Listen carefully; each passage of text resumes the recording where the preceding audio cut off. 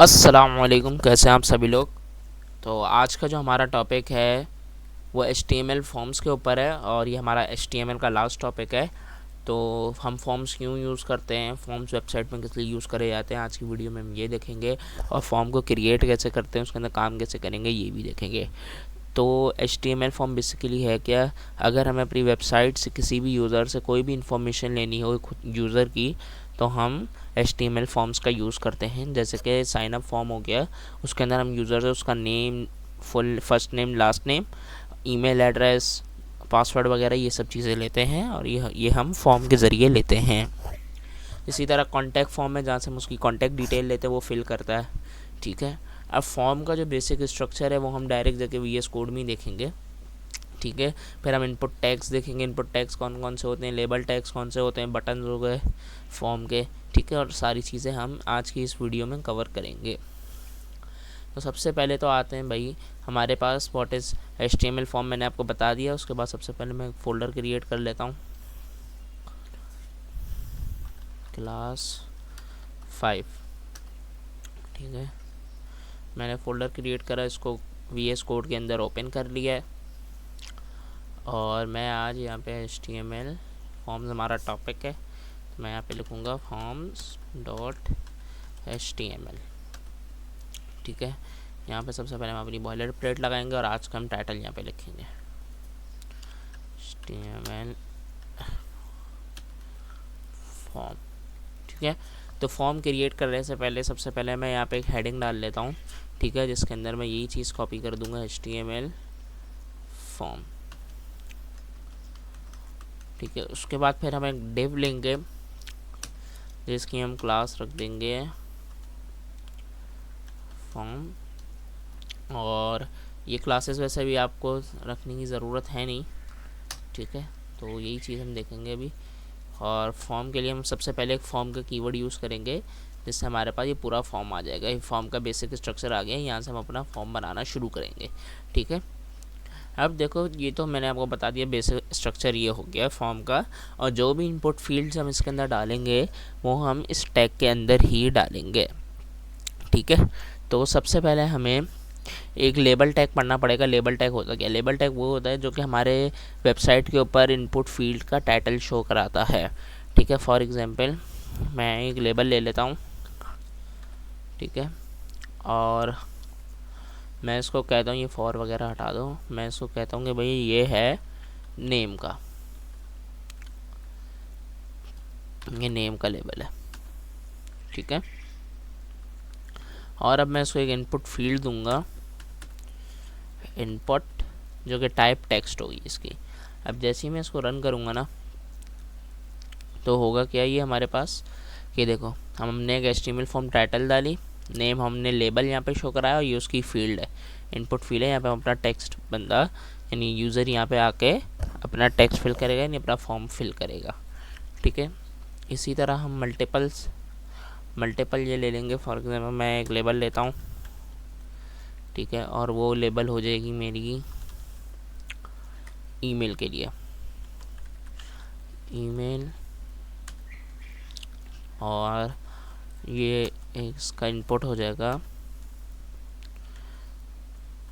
Input, और ये हो जाएगा यहाँ पे ईमेल। अब क्या होगा कि जब हम अपने यूज़र यानी इस पे जाएंगे तो ये हमारे पास इस तरीके से आ रहा है। अब यहाँ पे हम अपना सिर्फ ईमेल ही डाल सकते हैं और कुछ भी नहीं डाल सकते। इसी तरह मैं एक ऐसी इसको कॉपी कर लेता हूँ, पेस्ट। यहाँ पे मैं इसको लिख देता हूँ कि भाई यहाँ पे आप मुझे दो अपना फ़ोन नंबर, यानी फ़ोन नंबर हम यहाँ से लेंगे अपने यूज़र से।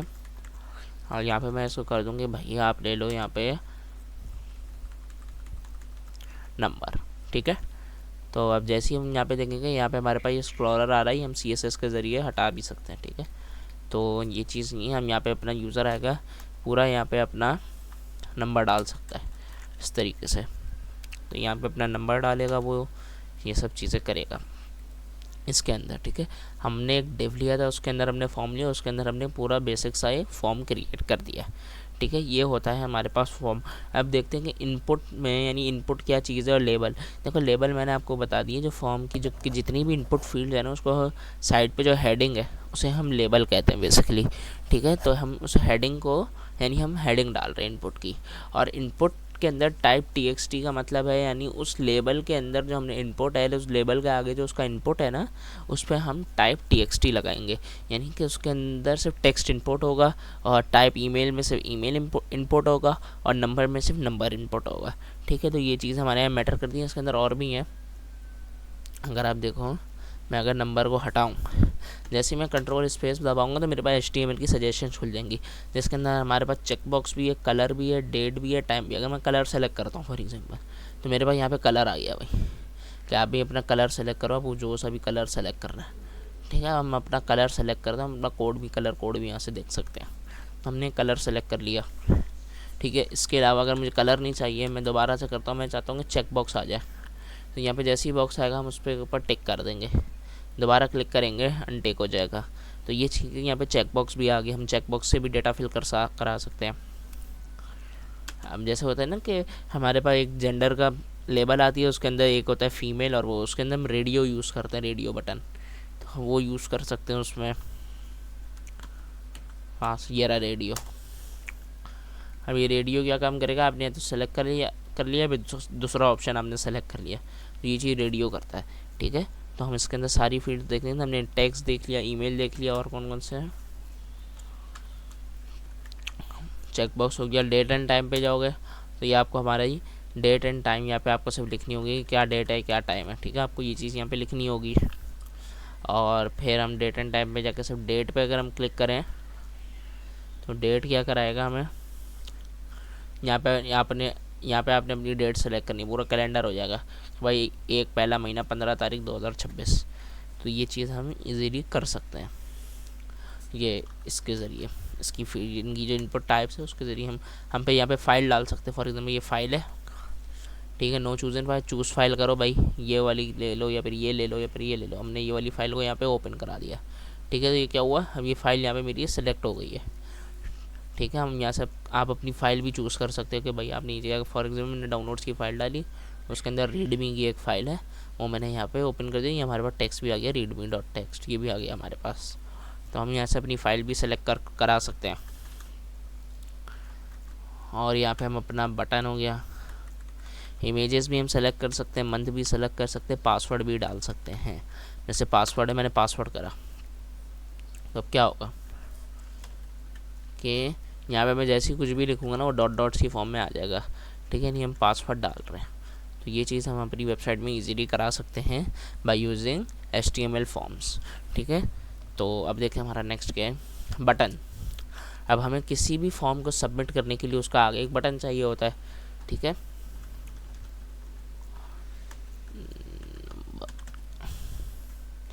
अब हम करेंगे क्या, फॉर्म के अंदर ही हम उसके आगे एक बटन लिखेंगे, BUTT बटन। ठीक है, जिसके अंदर हम उसकी टाइप लिख देंगे सबमिट की। इससे क्या होगा, अब कोई बंदा भी हमारा फॉर्म अगर,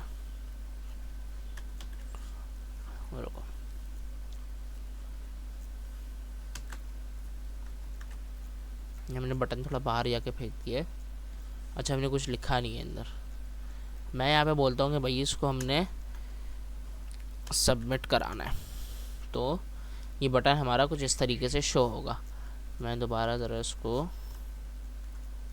यहाँ पे ले आता हूँ। इससे होगा क्या, मैं जैसे ही रिफ़्रेश करूँ, मैंने फॉर एग्जांपल यहाँ पे कुछ भी नाम लिखा, कुछ भी ईमेल दिया, ईमेल एड्रेस के साथ .com, कोई भी हमने अपना नंबर दे दिया, और जैसे ही हम यहाँ पे सबमिट पे क्लिक करेंगे ना, तो ये क्या होगा, ये आगे फॉर्म प्रोसीड हो जाएगा। ठीक है, और ये फॉर्म यहाँ पे सबमिट हो जाएगा। ठीक है, इसका डेटा फिर जब बैकएंड पढ़ेंगे वहाँ पे हमें रिसीव होगा या फिर हमारी ईमेल पर रिसीव होता है, इसके लिए हमें इंटीग्रेशंस करनी पड़ती हैं। ठीक है, तो ये चीज़ हो गई हमारे पास। और आगे आ जाता है हमारे पास कंप्लीट सिंपल फॉर्म एग्जाम्पल। ठीक है, ये मैंने आपको पूरा एक फॉर्म बना के दिखा दिया है, उसके अंदर हमने ये सारी चीज़ें ही यूज़ करी हैं। ठीक है, ये ऐसा ही फॉर्म बनेगा।